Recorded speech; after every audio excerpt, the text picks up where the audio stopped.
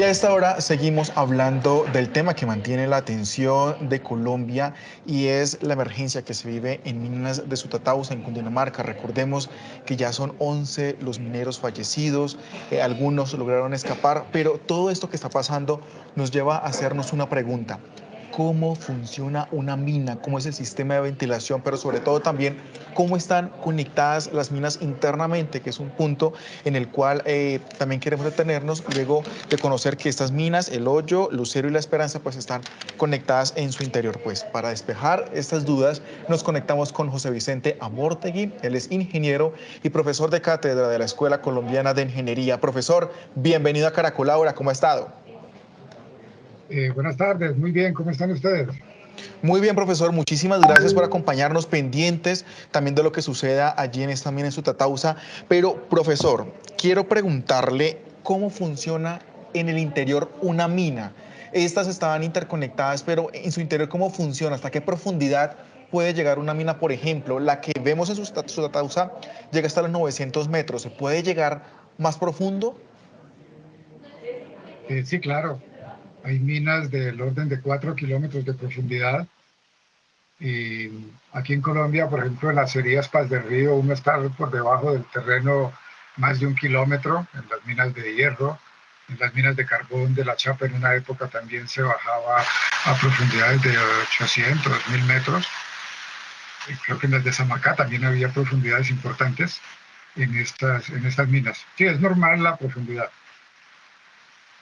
Expliquemos, profesor, cómo están conectadas, es decir, en su interior, cómo funcionan y sobre todo cómo se hace, porque uno supondría que esto pone inestable la tierra, el terreno, ¿verdad?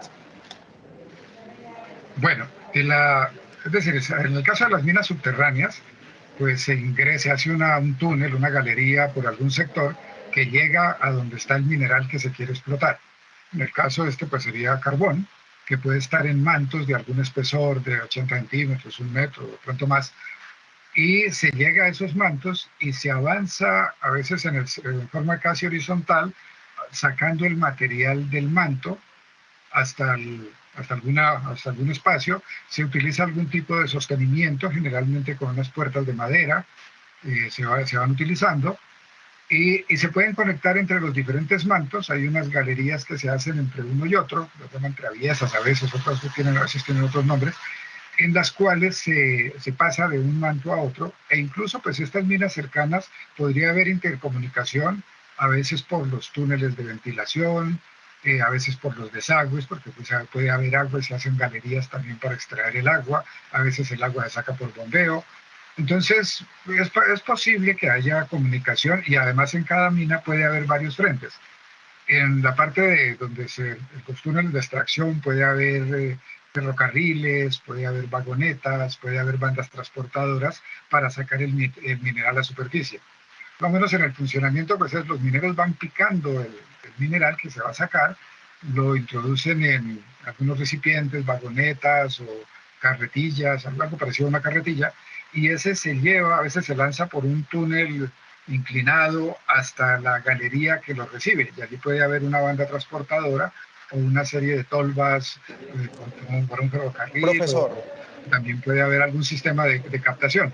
profesor, sí, lo interrumpo en estos momentos y lo invito a que escuche porque tenemos a nuestro compañero Julián Ríos vía telefónica. Él está allí en Sutatausa, Cundinamarca, pendiente de lo que suceda. Julián, buenas tardes. Primero, ¿cuál es la situación a esta hora? ¿Cómo está el clima?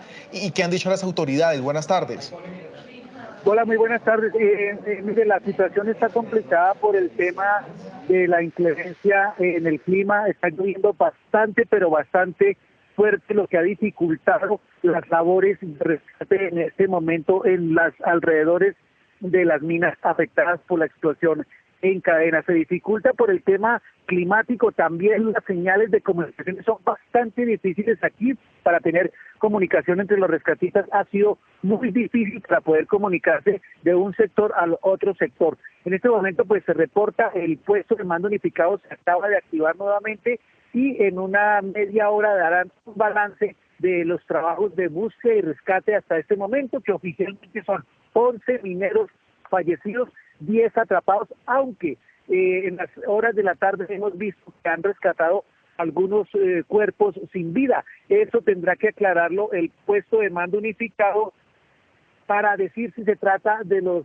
cuerpos de los 11 que ya se habían reportado fallecidos o si son otros mineros que acaban de salir. Sin embargo, aquí afuera todavía, a pesar de la lluvia y las severas inclemencias del clima, siguen los familiares de otros mineros esperando información y esperando que termine esta búsqueda y rescate que se va a extender por las inclemencias del clima y porque no han llegado abajo a los 700 metros. Están introduciendo grupos de aire para los rescatistas, para que puedan trabajar y para brindar de pronto aire en caso de que haya algún sobreviviente, compañeros. Julián, hay conocimiento, según la gobernación de Cundinamarca, que algunos claramente lograron salir por sus propios medios, los sobrevivientes. ¿Se tiene de pronto el balance o el reporte de salud de estos mineros que alcanzaron a salir? Sí, mire, son inicialmente 30 mineros los que se encontraban trabajando de turno, de los cuales 11 de ellos fallecieron, 10 se encuentran atrapados según las autoridades, 2 salieron por sus propios medios, porque resultaban que estaban en otra mina cercana y no alcanzaron a ser afectados, y 7 fueron rescatados. Y hace pocos minutos, algunos de ellos, 4 de ellos que fueron trasladados a centros asistenciales aquí del departamento de Cundinamarca ya fueron dados de alta. Sin embargo, las labores está aquí en uno de los socavones donde se está tratando de ingresar aire y en los otros alternos de otras minas que hay acceso hasta cierto punto, también están esperando que por ahí puedan ingresar para tratar de buscar a los que aún quedan adentro. Julián, se hablaba al inicio, o la versión de las autoridades en un principio era que esta emergencia habría sido originada por acumulación de gases. ¿La versión se mantiene o qué de pronto se conoce del anterior balance que dieron en el PMU también frente a esta versión de lo que originó la emergencia? Este momento se mantiene la versión de que esa acumulación de gases, ellos van a entregar un balance muy detallado ahorita. Vamos a volver a preguntarles si se mantiene esa situación, pero todo indica a que fue producto de una acumulación de gases y que al parecer una chispa originó esta explosión en cadena que afectó 9 minas y adentro habían varios turnos de trabajadores hacia las 8:15 de la noche cuando ocurrió la explosión. Julián, usted ha tenido la oportunidad también de hablar con las personas aledañas a la mina y ellos decían que esto parecía como si fuera un temblor cuando se sintió la explosión. Cuéntanos también parte de esos relatos que usted ha recolectado de las personas de ese sector de ese municipio, de Sutatausa. Este sector de Sutatausa también colinda con el municipio de Cucunubay, es una zona llena de minas, aproximadamente hay 100 minas, unas que son ilegales y otras que son legales como esta. El título minero acá, según hemos indagado, es un título minero legal y autorizado por el Estado para su manejo, producción y extracción de carbón.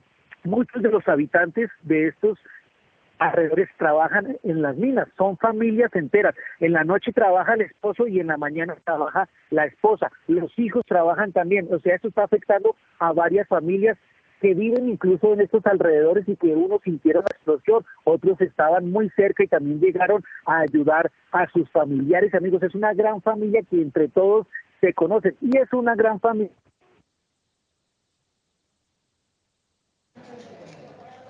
Bueno, tenemos problemas de comunicación con nuestro compañero Julián Ríos. Él está allí en la zona de la emergencia, en Sutatausa, Cundinamarca. Llueve demasiado, eso ha dificultado las labores de rescate. Lo que él dice que han entregado las autoridades es que están tratando de llegar a los 700 metros. Recordemos que esta mina tiene una profundidad de 900 metros. En los próximos minutos el PMU que se instaló va a entregar un balance de lo que se lleva hasta el momento. Recordemos que 11 mineros han sido encontrados muertos, 10 atrapados. Lo que nos dice nuestro compañero es que algunos cuerpos han sido rescatados, pero lo que tratan de establecer o lo que van a decir las autoridades en los próximos minutos es si esos cuerpos pertenecen entonces a los mineros desaparecidos. 2 mineros lograron salir por sus propios medios, se encontraban en una de las minas aledañas y ya fueron dados de alta de diferentes centros médicos a los cuales fueron llevados luego de su rescate. Profesor, seguimos con usted aquí en esta transmisión en Caracol, ahora en vivo. Usted nos estaba ya explicando el tema de cómo están interconectadas, pero, por ejemplo, ¿cómo es el sostenimiento de un terreno para una mina subterránea? Es decir, ¿en qué momento puede o qué causas pueden originar, por ejemplo, que se desplome, que colapse, más allá de, por ejemplo, la acumulación de gases, que fue lo que al parecer habrá sido en esta emergencia, pero qué otras causas pueden derivar de que el terreno no sea tan fuerte? Bueno, normalmente en las minas de carbón el sostenimiento se hace con madera, básicamente eucalipto aquí en la parte del altiplano. Entonces se hacen como una especie de puertas sucesivas y dentro de esas puertas se colocan más madera generando pues revistiendo la galería y pues ya los ingenieros de minas calculan pues la separación entre esas puertas con base en las presiones que esperen que ocurra. Sin embargo, ya en caso de una explosión o algo así, pues ya hay unas fuerzas diferentes que pueden inestabilizar masas mayores, y entonces ya estas puertas pueden no soportar el empuje. Ahora, algunas veces en minas antiguas, la madera ya tiene algún grado de descomposición, de pronto una galería que esté no en uso de explotación, pero puede ser de drenaje o de ventilación, o alguna que esté por ahí abandonada, puede generarse por deterioro de la madera el colapso y generar una dificultad. Claro, profesor, y frente a la acumulación de gases, que lo que hablamos ahorita con Julián Ríos, es importante la ventilación. ¿Cómo determinan las autoridades, por ejemplo, o incluso los propios mineros, de que los conductos de ventilación son los adecuados, que realmente no hay peligro frente a una acumulación de gases en una mina? Puntualicemos ahí. Bueno, la producción de gases en una mina es normal, es frecuente. Y se cuenta con sistemas de ventilación. Muchas veces son ventilación natural, se generan corrientes dentro de la mina, como una especie de chiflón ahí que el agua entra, el aire entra y arrastra estos gases que se producen en las minas. Otras veces es ventilación forzada, se tienen unos ventiladores que empujan aire dentro de la mina para que salga el aire que está dentro. Entonces, de esa manera se tiene. Muchas veces con solo el gradiente térmico, digamos, de la diferencia de temperatura entre la parte interna de la mina y la externa, pues se puede generar una corriente y es frecuente que eso se haga de esa manera. En el caso de un derrumbe, pues ya, o algo que obstruya la salida del aire, así no haya gases, es un ambiente peligroso porque se empieza a perder oxígeno y la respiración se dificulta. Y empieza uno a respirar pues el CO2 que uno produce. Pero también están los gases, digamos el gas grisú, que es el típico de estas minas de carbón, que es prácticamente gas metano, es como el gas natural que nos llega a la casa y con el que uno cocina.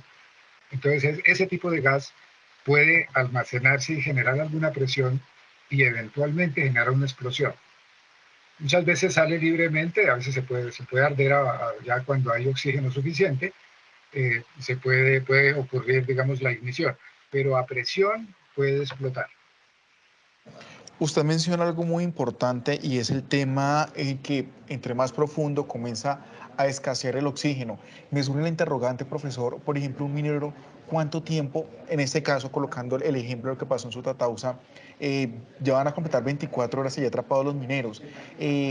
¿Cuánto tiempo puede alcanzar a durar el oxígeno en la mina? ¿Usted de pronto conoce cuánto tiempo podría estar este elemento tan indispensable para nosotros?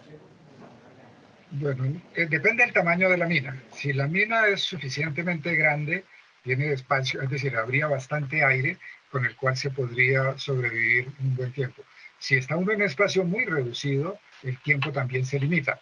Digamos, si uno está en un espacio de, no sé, 100 metros cúbicos o algo así, pues algo le puede durar 2 días o de ese orden. Si están ya unos huecos muchísimo más grandes, con más volumen, y también depende de la cantidad de personas que estén utilizando ese oxígeno. También si se prenden lámparas o bueno, algo que requiera consuma oxígeno, pues también habría una pérdida.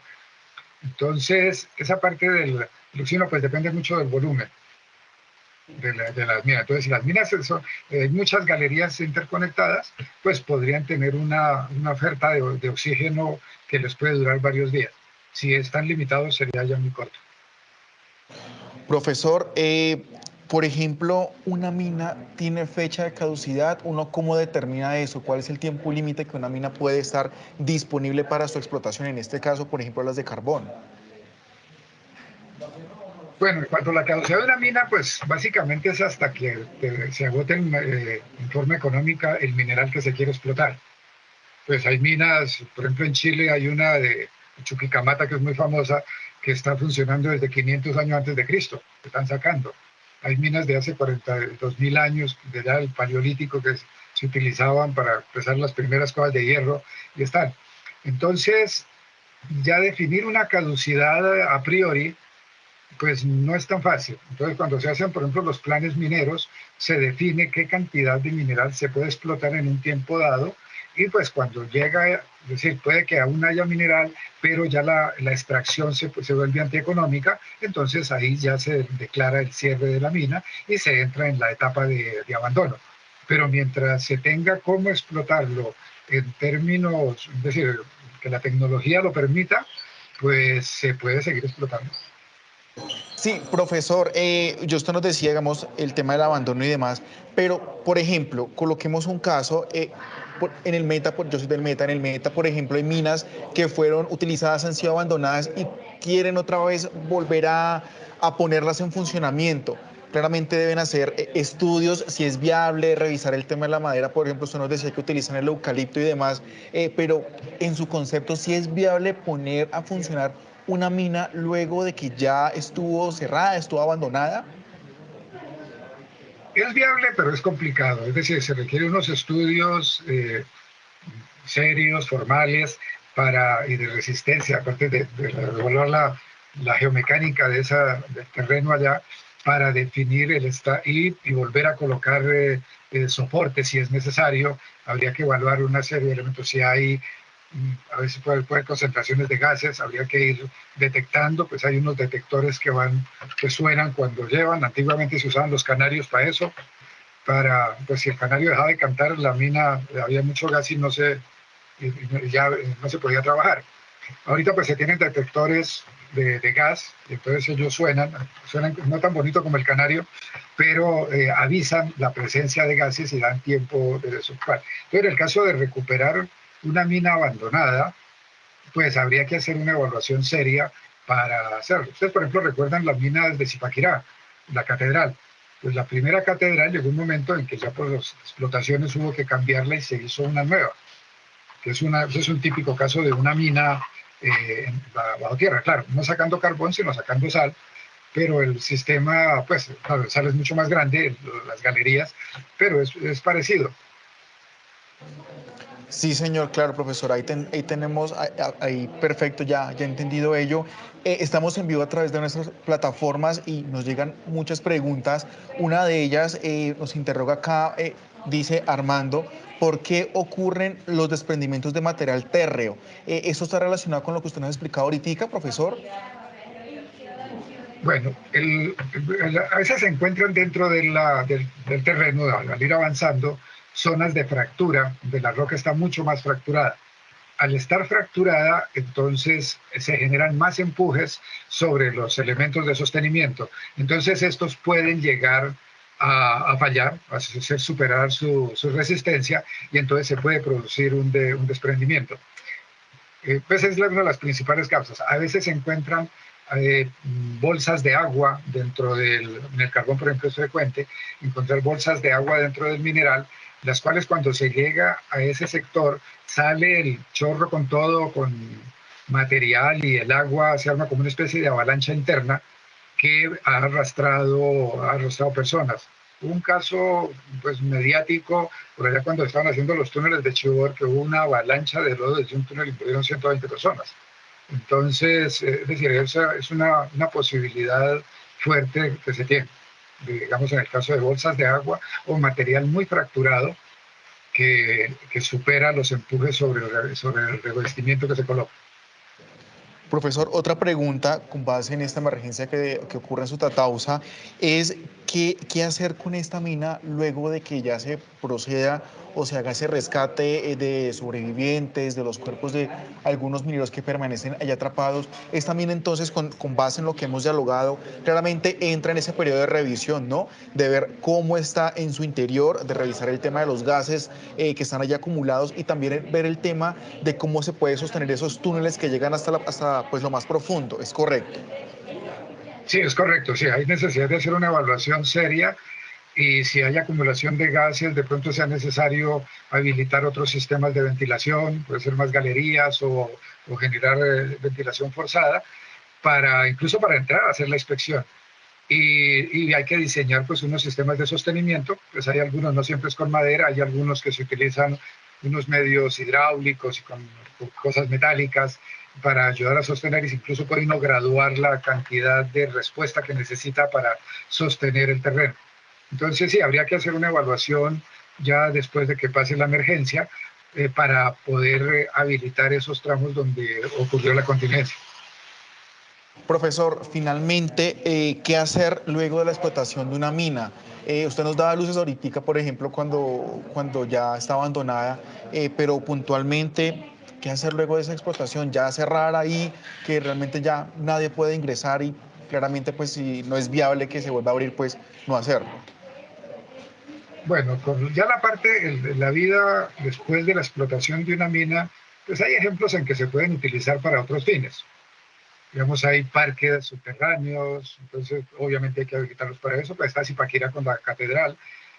También, o si no, se cierran. Digamos, si hay otras explotaciones en el vecindario, se pueden rellenar de material que no es apto, que no es de la minería. En una de las minas se explota un mineral, pero en el proceso sale otro material férreo que lo llama uno estéril. Entonces, esas galerías que ya fueron explotadas pueden rellenarse con el material estéril y pues se evita un problema de disposición de residuos y entonces se pueden utilizar para ello. Obviamente pues hay que hacer la adecuación correspondiente de cómo introducir allá el mineral, o sea, a veces con bandas transportadoras o se deja por galerías inclinadas que llegue hasta esos sitios y entonces es una forma, digamos, sostenible, llamémoslo así, de utilizar las minas ya explotadas, haciendo lo que llamamos retrollenado. Profesor, muchísimas gracias por haber estado aquí en Caracol ahora, por contarnos y explicar mejor cómo funciona el interior de una mina y darnos luces también sobre lo que vendría en esta mina en Sutatausa y por supuesto tener precaución frente pues, al momento de querer abrir una mina que ya está abandonada. Muchísimas gracias y que tenga muy buen día. Bueno, muchas gracias a ustedes. Buena tarde.